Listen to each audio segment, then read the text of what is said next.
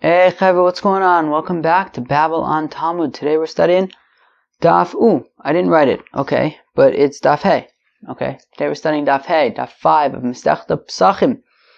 The first Amud or so continues on our discussion that we began at the end of the day yesterday, which is how do we know that we have to get rid of and burn the hametz on the 14th of Pesach, of Nisan, maybe should it be the 15th? I mean, nobody says it's the 15th, but the question is, how do we know it's the 14th? And then on Daf Hamud Beis, we experience, maybe we could say for the first time, Bal yera'eh and Bal yimatzeh. Those are the two sort of parts of the Isser of Chametz on Pesach, is that you shouldn't see it and it shouldn't be found. So we're going to discuss that. And that is really, I guess, you can kind of say that those two sugyas are the main sugyas of today's daf. Let us begin on Daf Hey, about 10 lines into the page. Dever Bishmal Tana, yeah? You see it? Good. Dever Bishmal Tana, who's talking the Besmedrash of Bishmal, Matzinu Yudal, Shniku Rishon. Well, we do find that sometimes Rishon, right, as it says, Ach Bayom Rishon Tashbisu So'ami Batechem, that on Yom Rishon, you should get rid of the chametz from your house.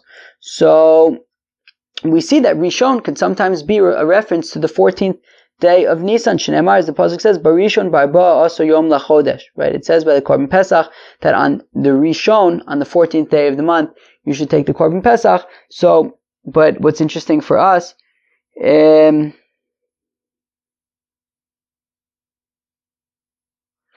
what? No, it says Barishon Barba Aso Yom Lachodesh, but Erev Tochlu Matzos. At night you should eat matzahs.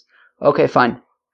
But the point being that it says Barishon Barba also, that we compare Rishon to Arba also. So you can make the argument that when it says Ach Bayom Rishon Tashbisu So Armi Batechem, that Rishon is a reference to the 14th day of Nisan.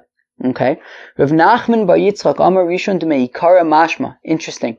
So Rav Nachman Bar Yitzchak says that the word Rishon, when you see the word Rishon in the pasuk, such as Ach Bayom Rishon Tashbisu So Armi Batechem, Rishon means not the first day of Pesach, but beforehand.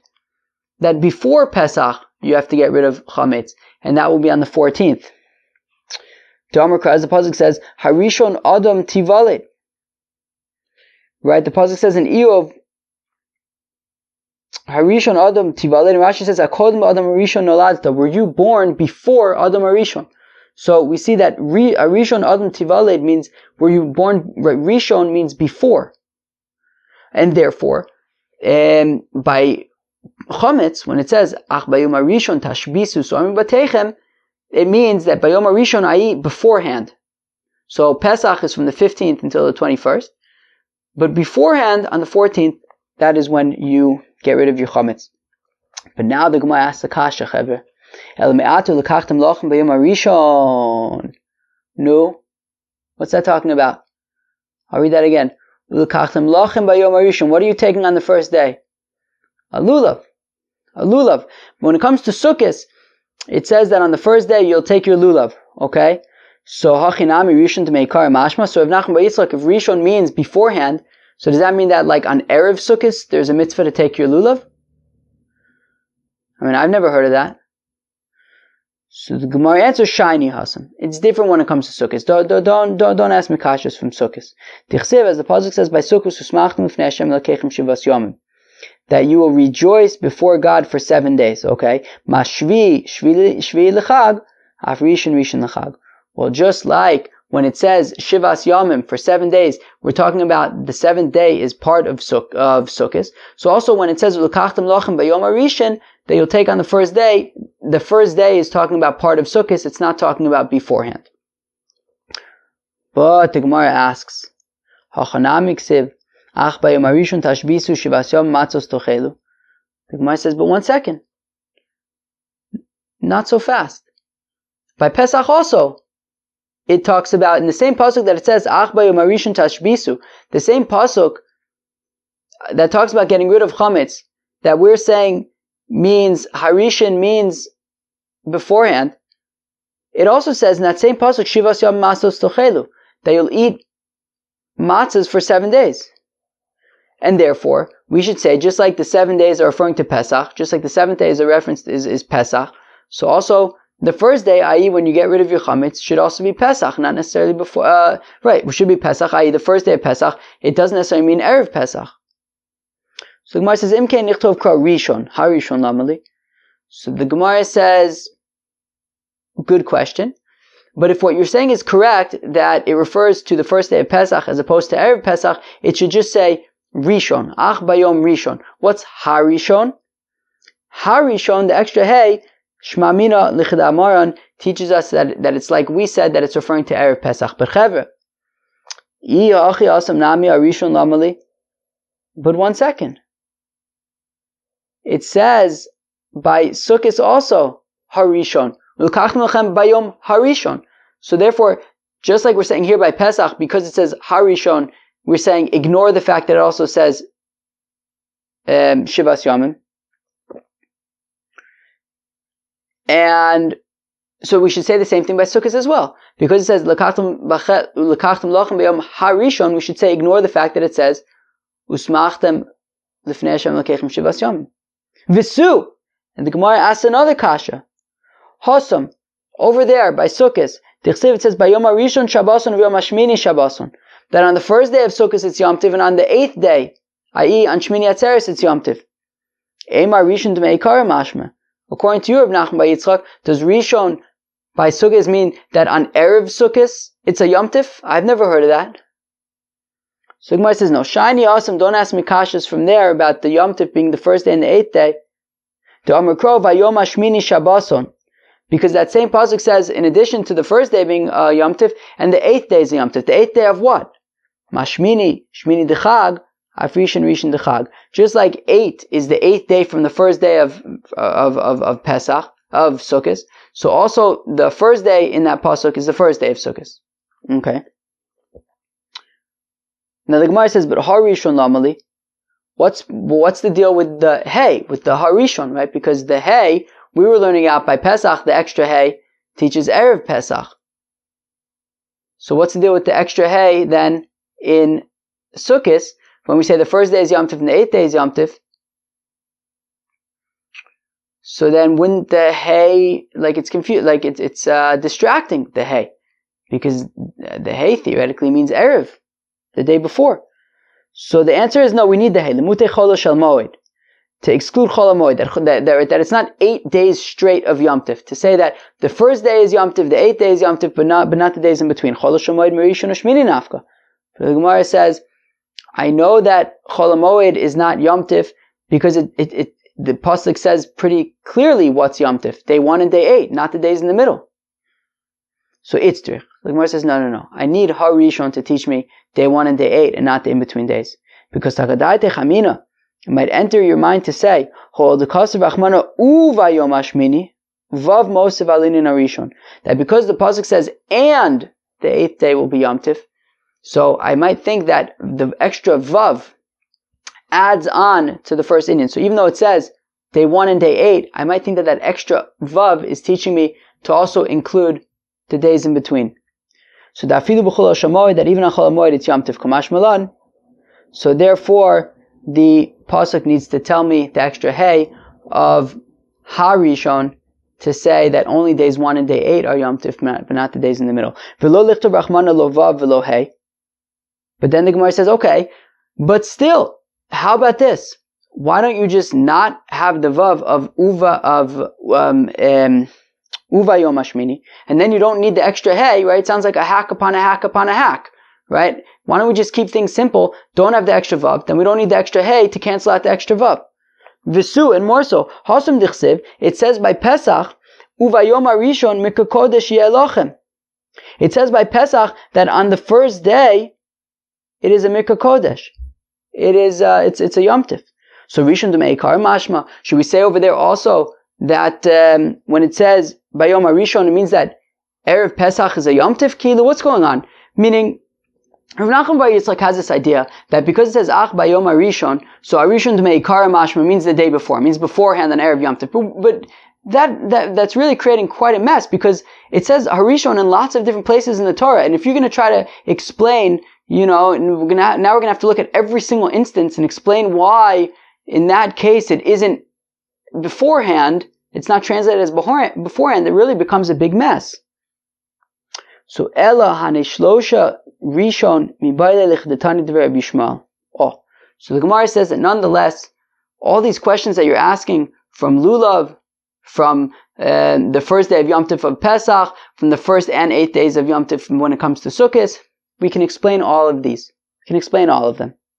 Titana de Rabbi Shmuel, that we're learning the Beis Medrash of Rabbi Shmuel, B'schar Shlosha Rishon Zachu L'Shlosha Rishon, that in the merit of the 3 Rishons, which we said was Ulekachtem Lechem Bayom HaRishon, and also the Bayom HaRishon and Bayom HaShmini when it comes to Sukkot, and also the Bayom HaRishon by the first day of Yom Tov of Pesach, we merited 3 other Rishons. What are those 3 Rishons? L'achrazar Shal Esav, to destroy the generations, the offspring of Esav, Levinyan Beis HaMikdash, to the building of the temple, V'lishmo Shal Mashiach, and to the name of Mashiach, of the Messiah. L'achrazar Shal Esav, what is the generations, the children, the offspring of Esav have to do with Rishon? T'chsiv, as the pasuk says, Vayetze HaRishon Admoni, Kulo Kader Seir, that the first one, i.e. Esav, came out all red, and he was just like very hairy and red. Okay, but it came out first, says Rishon. V'levinyan Beis HaMikdash, and it says by the Beis HaMikdash, D'chsiv Kisei Kavod Marum Merishin, that the throne of honor of God that is in the heavens and was always there, Makom Mikdashenu, is like the place of our Beis HaMikdash. V'lishmo Shel Mashiach, and to the name of Mashiach, D'chsiv Rishon L'Tzion Hinei Hinam, that the first in Zion will say that he has come. Okay, fine. So, Chevre, that was Rav Nachman Bar Yitzchak's opinion, that when it says Ach Bayom HaRishon, Rishon, it means beforehand, and then we managed to explain away all those other cases of Rishon to say that those are really for this interesting limud from the Beis Medrash of Rabbi Yishmael to teach about getting rid of the descendants of Esav, the building of the Beis HaMikdash, and Mashiach. Rava Amar Mehacha. Rava says, how do we know that you get rid of the chametz on the 14th of Nisan? Lo sishchat al chametz dam zivchi. Do not slaughter on chametz the blood of my sacrifice. Lo sishchat al pesach v'adayin chametz kaim. Do not slaughter the korban pesach when you still have chametz. I.e., make sure that you get rid of your chametz before you shech the korban pesach. Now you shech the korban pesach starting from the 7th hour of erev pesach. So therefore, make sure that you get rid of the chametz beforehand. So that's why in the 6th hour on erev pesach we get rid of the chametz. All right, pretty straightforward.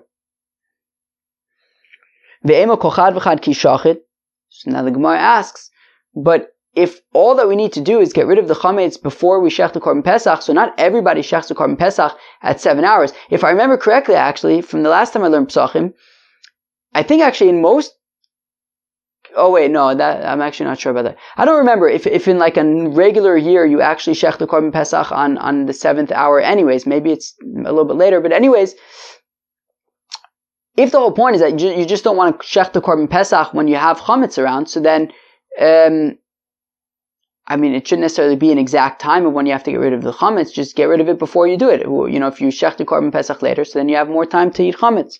So the Gemara answers, Zman shchita amar achmana. That the Torah is talking about the time of shechting your korban pesach. Since the time of shechting your korban pesach is already from the 7th hour, so make sure you get rid of your chametz before then. Tanya nami, we also have a brayso like this. Ach bayom harishon tashbisu so'im b'batechem. That on the first day you have to get rid of chametz from your houses. Me'erev Yom Tov oinu ela b'Yom Tov atzmo. So now the Gemara says, so when it says Bayom HaRishon, is that talking about the day before? Is it talking about the 14th of Nisan? Or is it talking about Yom Tov itself? Is it talking about the 15th of Nisan? Tamloma lo sishchat al pesach tam zivchi. Do not slaughter lo sishchat al chametz tam zivchi. Do not slaughter the blood of my sacrifice on leaven, on bread. Lo sishchat al pesach Esa Pesach v'adayin chametz kaim divrei Rabbi Yishmael. That do not slaughter the korban pesach when there's still chametz around. Make sure that you get rid of the chametz before then, and the korban pesach is shechted on the 14th of Nisan. Therefore, make sure that you get rid of your chametz on the 14th of Nisan before shechting the korban Pesach. That is Rabbi Shmuel's opinion. Rabbi Akiva Omer, says Rabbi Akiva, Eino tzarich, you don't need to learn it from there. Hareyu Omer, the pasuk says, Ach bayom harishon tashbisu sorim b'teichem, that on the first day you have to get rid of chametz. Now, uchsiv kol melacha leisaisu, and it also says that you may not do any malacha. Right? The pasuk says, Vayom harishon mikol kodesh v'mashvim mikol kodesh yalchem kol melacha lo ye'asa ba'im. That you can't do any malacha. So, meaning on the first day of Pesach, you're not allowed to do any malacha. Now, matzinu lavar she av malacha, and we know that havara is a av malacha. And Rabbi Akiva is saying that, well, if you have to get rid of your chametz, and of course we know that you burn your chametz. So if you have to get rid of your chametz, and you have to burn your chametz, and you're not allowed to burn things on Yom Tif, and we're going to see some interesting things about Rabbi Akiva's opinion in a few minutes. But if you put all those pieces together, that you have to burn your chametz, you can't burn things on Yom Tif, so therefore you're going to have to do it already before Yom Tif, on the 14th of Nisan. Rabbi Yossi Omer Eino tzarich. Rabbi Yossi says a different reason. Hareyu Omer Ach bayom harishon tashbisu sorim b'teichem. That it says that on the first day you have to get rid of chametz. So me'erev Yom Tif v'leinu ela b'Yom Tif. So is that talking about on the 14th or is it talking about the 15th? So Talmud Omer Ach chalek. So the pasuk says the word Ach, which means to divide up the day. V'b'Yom Tif atzmo mishari. Now, so dividing up the day means in the middle of the day you're gonna part of it you're gonna be able to eat chametz, part of it you're not gonna be able to eat chametz. You have to get rid of it before that other part. Now, if it's talking about the 15th day, i.e. the first day of Pesach, is that a possibility that part of the first day of Pesach you'll be able to eat chametz?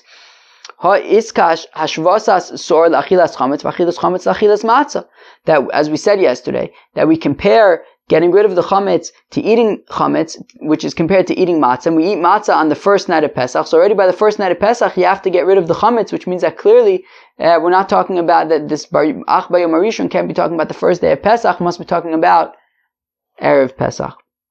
Omar Rava, says Rava, going back to Rabbi Akiva's opinion, Shma minam Rabbi Akiva tlas. That from Rabbi Akiva's opinion, we can learn out three interesting halachas. Number one, Shma mina ein bir chametz ela sreifa. Number one, we learned that when we get rid of chametz, it means you have to burn it. Because Rabbi Akiva, his whole idea was that, well, you have to get rid of the chametz, and you can't make a fire on Yom Tif, meaning that inherent in getting rid of the chametz is going to involve fire, i.e., that getting rid of chametz involves burning it. Ushmamina havar lechalek yotzos. Now we also learned that havar lechalek yotzos. Do you guys remember that machlokes, right, between Reb Nosson and Rabbi Yossi? Rabbi Nosson says havar lechalek yotzos. Rabbi Yossi says havar lelav yotzos. Right? Because we know that you can't do any malacha on Shabbos, but it also says lo sevayru eish b'chomosh v'seichem yom HaShabbos. Do not kindle a fire in all of your homes on Shabbos. So the question is, why out of all the 39 malachos do we have to single out kindling a fire? So Rabbi Nosson's opinion is that, well, kindling a fire is just as much of malacha as any other malacha, but it was singled out just to say that just like havara is one specific malacha, well also if you do a whole bunch of malachas in one mistake, well then you will be chayav for each and every malacha that you did, because we look at each one individually, just like we're singling out havara, but it could have really been any malacha, but the point is that we're singling out one malacha to say that you're chayav on each and every malacha individually. Now, the opinion of Rabbi Yossi was that havara lelav yotzos, that havara was separated because it gets special treatment, it gets special attention, which is that if you kindle a fire on Shabbos, it's actually only a lav. We give you a few makis, we smack you around the shtickle, but it's not going to be chayev kares or korban chatas like the other malachas. So, going back to Rabbi Akiva's opinion, from the fact that Rabbi Akiva says, well, we can't possibly burn the chametz on Yom Tif because it's an av melacha, well, clearly he then holds like Reb Nosson that havara lechalek yotzos and not like Reb Yossi, which is lelav yotzos. Okay, and finally, ushmamina laminon hol v'hutra havara letzorich hutra namish letzorich. Interesting. So since, of course on Yom Tif, maybe people were thinking that, well, on Yom Tif you're allowed to cook.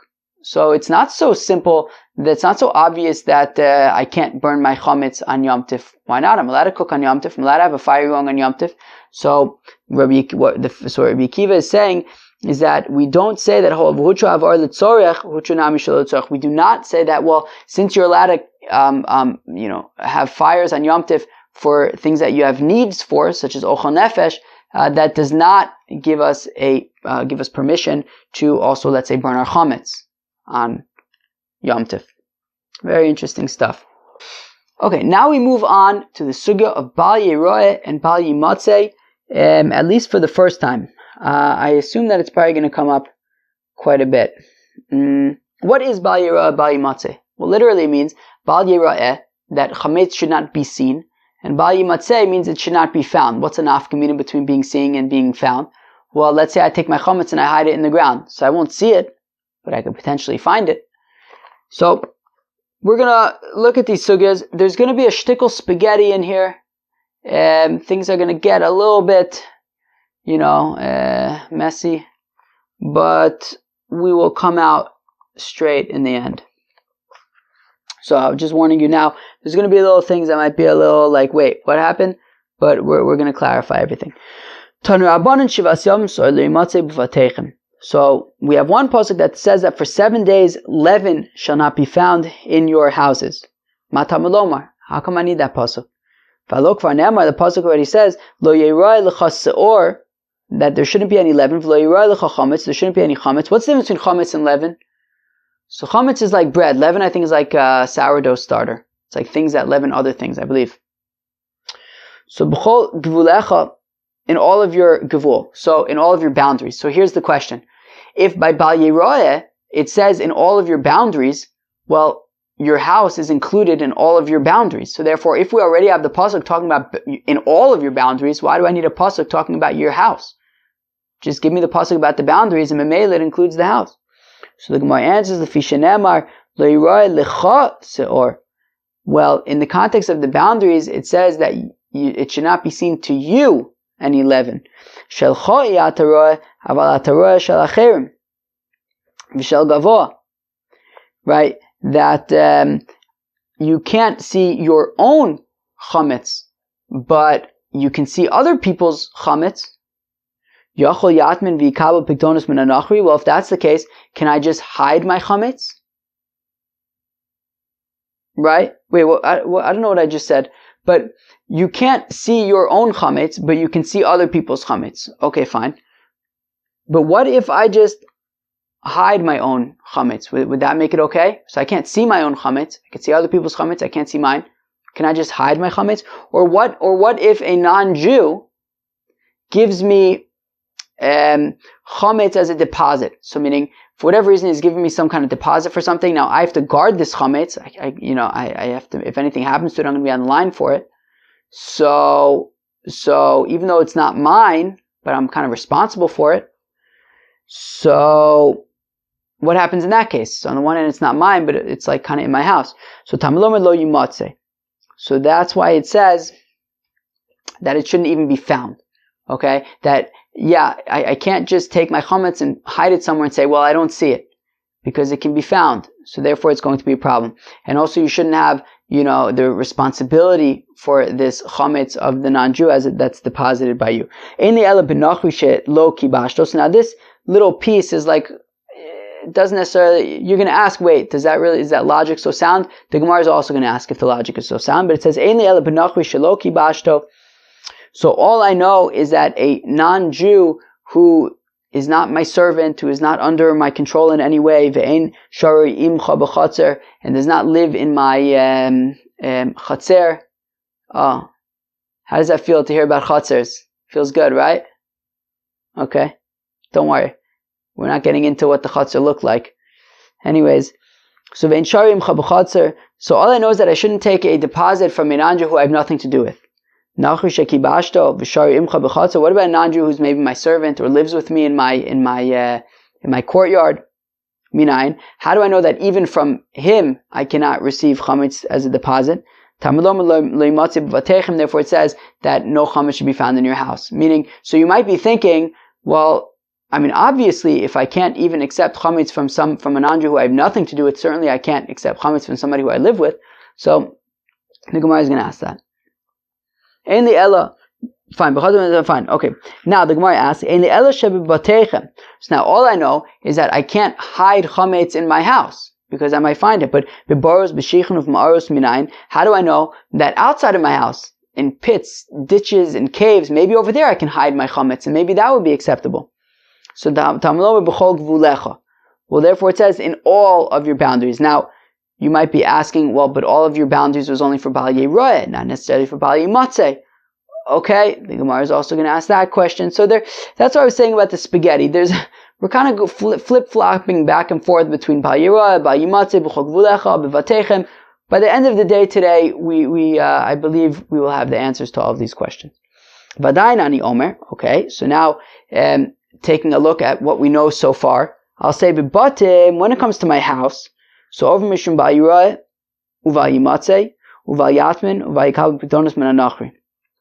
So in my house, everything applies, because my house is included in the boundaries. So anything that is a problem in the boundaries is going to be a problem in my house. So therefore, my house gets everything. So therefore, let's read that again. So, but batim, in the houses, over mishum bal yera'eh, so you can't see chametz in your house, because it says you can't see chametz in the entire gvul, and your house is in the gvul.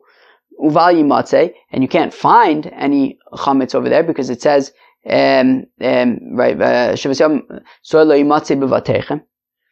Uval yatmin, don't hide anything there. Uval yikavu pikdonos min hanachri, and you shouldn't accept deposits from non-Jews. Bigvulin, now when it's outside of your house, shalcha ataroeh, you can't see your own chametz. If it's your own chametz, certainly you can't see it. Aval ataroeh shalacherim, but you would be allowed to see the chametz of other people. Okay? V'shel gavoa, or if the chametz belongs to God. Minayin li tenes amr shel zeh bazeh v'shel zeh bazeh. Oh, so now how do we know that we should just combine everything together? And say, now we have like certain things that seem to be applying to the boundaries, certain things that seem to be applying to the house, like what's going on. How do we know, we can really just join everything together and apply the different things to each other? Talmud lomar seor l'gzeira shava, and we're going to explain what this means, that it says seor, leaven in both cases. It says seor by lo yera'eh lecha seor b'chol gvulecha, and it also says shivasiyam seor lo yimatzeh b'vatechem. So both by bal yera'eh and by bal yimatzeh it says seor. So we make a gzeira shava. Nemar seor b'batim seor lo yimatzeh b'vatechem. V'nemar seor b'gvulin lo yera'eh lecha seor b'chol gvulecha. So ma seor amar b'batim. So just like when it says seor in the houses, over mishum bal yera'eh, uval yimatzeh, uval yatmin, uval yikal b'pikdonos min hanachrim. So just like when it says seor in the context of your house, so it's the chumrah, it's to say that you can't see it, you can't find it, you can't hide it. So then af seor amar b'gvulin, also the leaven when it comes to outside of your house, over mishum bal yera'eh, uval yimatzeh, uval yatmin, uval yikal b'pikdonos min hanachrim. It's the same thing, right? Stepping outside of your house is not going to be a loophole, okay? You can't go outside of your house and hide your chametz in a cave or something and say that that's acceptable. No, because just like it's not acceptable in your house, it's also not acceptable in your gvulin. Okay? But now, here comes the kula. U'maseor amar b'gvulin, and just like when it says seor by outside of your house, shalcha ataroeh, aval ataroeh shalacherim, that you're not allowed to see your chametz, but you could see other people's chametz, v'shal gavoa, or if it was like hektish, if it belongs to God. Af seor amar b'batim, also any seor, any leaven that might be in your house, shalcha ataroeh, it's a problem if it's yours, aval ataroeh shalacherim v'shal gavoa, but you could see if it belongs to other people or to God. So meaning, if let's say a non-Jew comes into your house on Pesach eating some chametz, well, it's his chametz, it's not yours. So therefore, it sounds like that would be okay. Just make sure he doesn't get it all over your kitchen that you just cleaned. Okay? So I think we're doing okay with it, right? Basically, bal yera'eh, bal yimatzeh, don't see any chametz, don't have it findable, get rid of it. Now, this is your chametz, but if it's somebody else's chametz, it's not your responsibility. And that's both in your house, both outside of your house. I think that's the basic gist, right? Don't have chametz on Pesach. Don't see it, don't hide it, don't have it available. Okay. Omar Mar, going back to that glitch in the logic earlier about the non-Jews who you have nothing to do with versus the non-Jews who you do have something to do with, right? We said that, right? When we say that you can't take a deposit of chametz from a non-Jew, that's not only a non-Jew who you have nothing to do with, but even a non-Jew who lives with you in your courtyard. We said, isn't that obvious? If if I can't accept chametz from somebody who I have nothing to do with, certainly then I shouldn't be able to accept chametz from somebody who like I live with. So Amar Mar, I only know that I can't accept a deposit of chametz from a non-Jew who is not my servant and does not live with me in the chatzar. How do I know that even a non-Jew who is my servant or lives with me in my courtyard, how do I know that I can't accept a deposit from him? Therefore it says that it cannot be found, and that's like mikol makom, it shouldn't be found no matter where it comes from. But klape laya, we say, I don't understand, what's going on?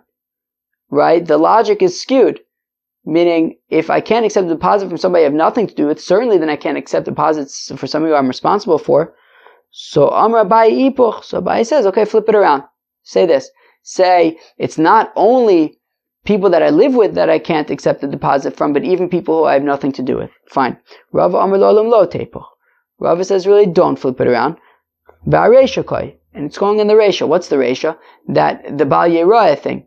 That it says that you're not allowed to see your own chametz, but you can see other people's chametz. And that's not only people who you have nothing to do with, but even people who live with you in your chatzar. So if you have, like, let's say, a non-Jewish servant, his chametz has nothing to do with you. Okay, fine.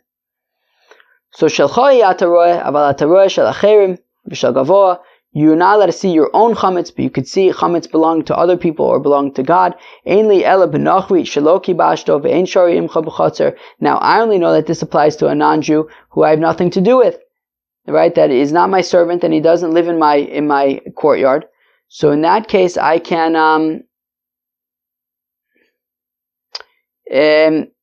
I could see his chametz. How do I know that even a non-Jew who lives with me in my chatzar, I could see his chametz? Therefore it says it shouldn't be found. So now, now the Gemara points out that it's very nice that Rava wants to say that, but the pasuk that he's bringing doesn't really make sense. Meaning, he's saying, how do I know that even people who I live with, it would be acceptable for me to see their chametz since it's not mine? Therefore it says, it should not be found in your house. It should not be found in your house to teach me that I should not be allowed to see their chametz. Like, what's the deal? Right? Like the pasuk that he's bringing to support is like the exact opposite of what he wants to prove. So the Gemara says, Mishum shenemar lecha trezimne. Well, because it says in the context of bal yera'eh, an extra lecha. And because it says an extra lecha, we can teach out for, what's it for? Why is it? What do we do with this extra lecha? So it's to teach me something about bal yimatzeh. That when it says bal yimatzeh, it means that you can't find your chametz, but you can, if it's your servant's, then it would be okay, even if he lives with you. Omar Mai, we said earlier, is it possible that maybe you can hide your chametz or accept deposits from non-Jews? Therefore it says it cannot be found, so even if it belongs to a non-Jew, if he's depositing it in your house, then it's a problem because you're not allowed to have any chametz in your house. But ha'amart reisha, but didn't we say shelcha yataroeh? You're not allowed to find your own. You're not allowed to see your own chametz. Aval ataroeh shel acher v'shel gavoah. You're allowed to see other people's chametz or chametz that belongs to God. So, meaning, I guess if it's hektish or something. So, like on the one hand, we're saying that you're allowed to see the chametz of a non-Jew. On the other hand, we're saying that you're not allowed to accept a deposit from a non-Jew. Why? Who cares? I thought you're allowed to see the chametz of a non-Jew. So lo kasha the kabul alei achrayus or the lo kabul alei achrayus. It depends. If you're accepting responsibility, right? Meaning if this non-Jew is leaving a deposit of chametz at your house and you're accepting responsibility that if anything happens to it, you'll pay him back for it. Well, in that case, yeah, don't have it around because it's your responsibility. You don't want chametz in your care on Pesach. But when we say it's okay to see the chametz of a non-Jew, that is if you have nothing to do with it. You have no connection to it. If it gets lost, it has nothing to do with you. Like Rava said to the people of Mechoza, get rid of the chametz from the soldiers from your house, right? There were non-Jewish soldiers and it was the responsibility of the community to feed them. So I guess that they had certain food that was set aside for the soldiers. Now, these people weren't eating this food. This was food for the soldiers, right? But at the same time, because since if anything would happen to these rations, and if they would get lost or stolen, you would have to replace them. So kedil chondami ve'asur. It's like they're yours and it's asur, so therefore you have to get rid of them. You can't have them around on Pesach because it's your responsibility. Okay, fine. Now the Gemara says, Hanicha lemanda amar davar gorem lemamun kemamun dami. So this makes sense if you say that something that causes money is like money. So therefore, meaning, we said that if a non-Jew deposits hametz at your house, now, right now, there's no financial obligation for me, right? When he comes to pick it up, when he comes to take it back, I'll give it right back to him. But in the event that something were to happen to his chametz, I'll be on the line for it. So it's a davar agorem lemamun, something that could potentially cause a financial outcome later on, which is that in the event that something were to happen to it, well then I will be on the line to pay it back. So from the fact that we're saying that this non-Jew, I would be unable to accept this deposit from the non-Jew, since it's my responsibility to pay for it if something happens to it, that implies that davar agorem lemamun, something that causes money, i.e. this chametz that could potentially cause me to have to lay out some cash if it gets lost, kimamun dami is considered like my money, my property. It's considered like I have this money, and therefore that is why I'm not allowed to have it in my possession on Pesach, right? Because ultimately this isn't my chametz; it's the chametz of the non-Jew. When he comes to collect it, I give it back to him. But because if something happens to it, it's going to be my responsibility at that point to pay it back. We're saying that that's a reason why I'm not allowed to have it. So the fact that I could potentially later on have to pay money for it means it has significance right now. Right, so I understand according to the opinion that says that something that can cause a financial outcome is like money itself. Well, then I understand why I shouldn't have it in my possession, this chametz in my possession on Pesach. But if you say that something that can cause money is not like money, so then why can't I have this chametz? It's just in my possession right now, but it belongs to this non-Jew. He's going to come and pick it up later. What does that have to do with me? So the Gemara answers, Shani hacha, the amr lo yimatzeh. He says, look, the fact of the matter is, the pasuk says, lo yimatzeh, you can't have any chametz lying around your house. You don't want people walking into your house and on the dining room table is chametz. You'll say, yeah, it belongs to a non-Jew, but it says lo yimatzeh. It shouldn't be found in your house. Fine. Those who say, those who said this actually Taka makes more sense according to the opinion that says that something that causes money is not considered like money. Well, if that's the case, then what's the problem with having this chametz in my house? Well, well, now I understand why we need a pasuk to teach me that even though davar agorem lemamun is lav kimamun dami, still because the pasuk says lo yimatzeh, still don't have it in your house. But according to the Mandam who says that davar agorem lemamun is like mammon, that the fact that I might have to later on pay money if something happens to it, therefore it's significant. Well then lo yimatzeh lamali. Well then why do I need the pasuk of lo yimatzeh? Of course I can't have it in my house. It's davar agorem lemamun is kimamun dami. So it's trich. I nonetheless need it kasakadaite chamina hol v'chi isei hadar be'enei lo lav b'shusei kai. Well, because I might think that since if this chametz doesn't get stolen, well, I'll just give it right back to the non-Jew. So the whole time it belongs to the non-Jew. As long as nothing happens to it, I'm going to give it right back to him. So maybe it's not considered like it's my rishus komash malan. That is why we need the pasuk to say that lo yimatzeh, that you shouldn't have any chametz in your house, because even though you're going to be giving it back to him later, still we don't want it in your house. Fine. That was daf hey of Masechta Pesachim. Another great daf of Masechta Pesachim. So the first amud of the daf really continued on our theme from yesterday about how do we know that you get rid of chametz on the 14th day of Nisan.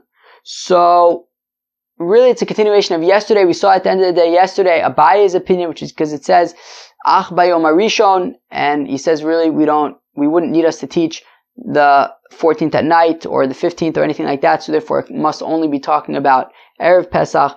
We had the opinion of Nachman bar Yitzchak, which is Rishon Dmei Kara Mashma, that the word Rishon means beforehand, and therefore it's referring to the 14th. Then we had all sorts of questions about other places of Rishon. We ended up being able to say, no, those Rishons are talking about some other things, like talking about getting rid of the offspring of Esav and building the Beis HaMikdash and Mashiach.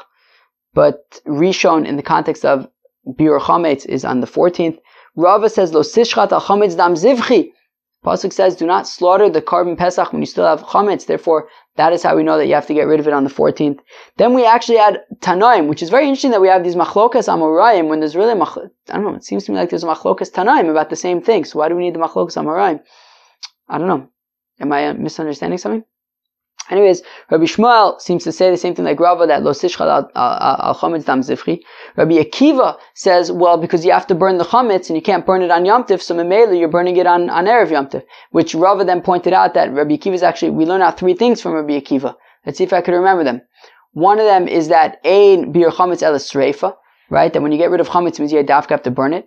We also learn out that havara lechalek yatzas, that havara is mamash malacha on Shabbos, as opposed to Rabbi Yossi who says lelav yatzah. And the other one is that even though havara is permitted litzorech, it's not allowed if it's shalol litzorech. Rabbi Yossi learns it out from the word ach. Ach is chalek.